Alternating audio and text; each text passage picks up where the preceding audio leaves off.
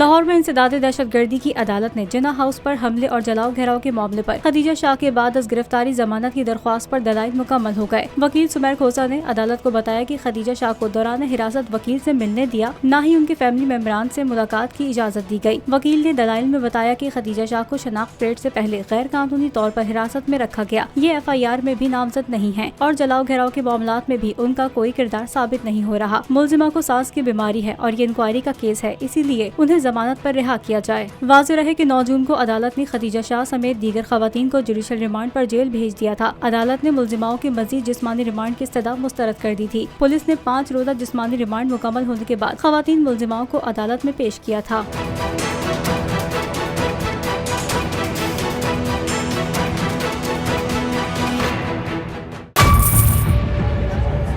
Budget 2023-24 की सबसे बड़ी ट्रांसमिशन बोल एक मर्तबा फिर सबसे आगे।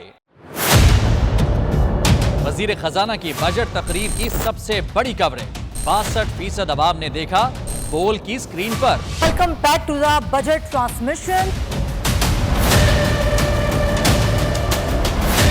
सबसे बड़े पैनलिस्ट और रिपोर्टर्स की बड़ी टीम ने बजट के लम्हे लम्हे की अपडेट से किया बाखबर अपनी आवाम को। गुजरात रज़ाक में यूं कह रहा हूं कि एक तरफ ये ख्वाहिश है कि लोगों को रिलीफ दी जाए, क्योंकि इलेक्शन सिर पर है, तो कोई ऐसा बजट दे जो पॉपुलिस्ट हो। क्योंकि बोल रखता है खबर के हर पहलू पर नजर।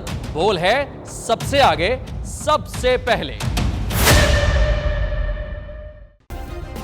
सब्सक्राइब करें और बेल दबाएं ताकि कोई खबर रह न जाए।